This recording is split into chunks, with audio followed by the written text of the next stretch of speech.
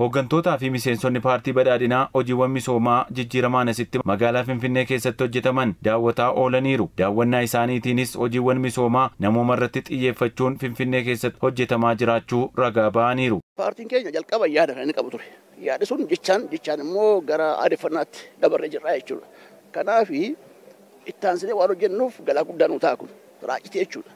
Egaa amma inni kanaan dura kan hojjenne caalaatti sattaan hojjechuudhaaf kan gargaaru qabatamaan agarreerra.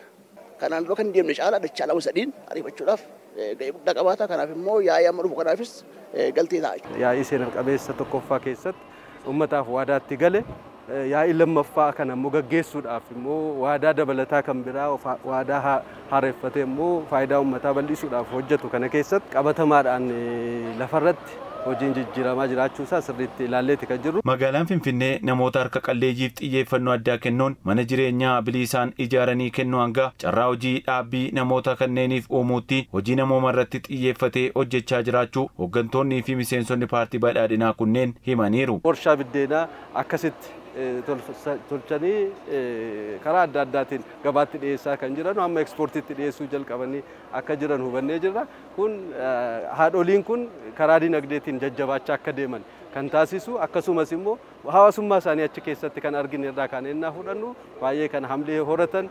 Hojii gurguddaa waan agarree waan gurguddaa isa qabnaa jechuudha. Kan jalqaba laalle naannoo lammii kuraa irratti lafa namni itti biddeen baay'een tolfamee kuni carraa hojii guddaa isaas uumee namoota harka qalleeyyiifis gargaarsa guddaa ta'u kana laalleera jechuudha.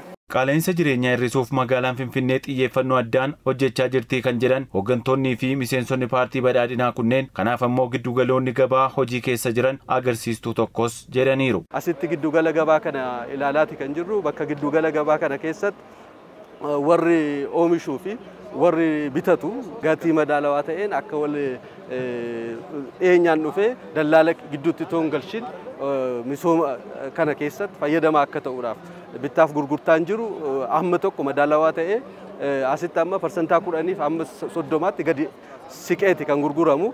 አምራቾች ለሸማቾች የሚያቀርቡበትን የገበያ ማዕከል ነው ያየነው። Oomishtoonni kallattiidhaan fayyadamtootaaf bakka itti oomisha dhiyeessan giddugala gabaa lammii kuraa daawwanneerra. Kun qaala'insa jireenyaa hir'isuuf gahee guddaa qaba. Kun ammoo mootummaan qaala'insa jireenyaa furuuf hojii bu'a qabeessa hojjechaa jiraachuu isaa nutti argisiisa. Pirojektoonni gurguddoon magaalaa Finfinneetti ijaaramaa jiran biyyattii beeksisuuf illee shoora olaanaa akka qabanis ibsan. በመጀመሪያ ደረጃ ለሚ ኩራ የሚገኙ የተለያዩ ፕሮጀክቶችን አይተናል። Lammii kuraatti kan argamu pirojektoota misoomaa garaagaraa daawwanneerra. Pirojektiin Addis Afrikaan Konveeshinii lafa kaaree meetirii 40,000 irratti ijaaramaa jiru kun gamoowwan faayidaa garaagaraaf oolan kan of keessaa qabu akkasumas galma walgahii fi bakka argisiisa oomishaalees qaba. Muuxannoo magaalaa Finfinnee irraa argatan kana gara naannoleetti gaafa deebi'an haala qabatamaa naannoo isaanii jiruun hojiitti akka hiikanis himaniiru. Akkuma kun dhagaa tokko fuutee bishaan keessa buustu yoo buustu maal ta'a? Gamaa gamanattitu dambaliinsaa kun deema. Akkas jechuudha ilaalchi kun. Kanaaf Finfinnee irraa ka'eetu iddoo hundumaatti shaggaritti naannoo biraatti deemuu kan danda'u waan ta'eef fakkeenyummaa guddaadha kanaan agarraa jechuudha. Daballee gaafa laallu dubbiin harqalleeyyii deeggaruu guyyaa ayyaanni ga'u namoota deeggaruu harqalleeyyii kana wajjin irbaata walii qoodu suni amma kana darbeetu dhaabbataatiin ta'eera. Finfinnee keessatti seera Itoophiyaatti immoo iddoo hundumaatti gaggeeffamaa jira jechuudha. Kanaaf Finfinnee keessatti waan hojjetamu hundumtuu fakkeenyummaa guddaa qaba.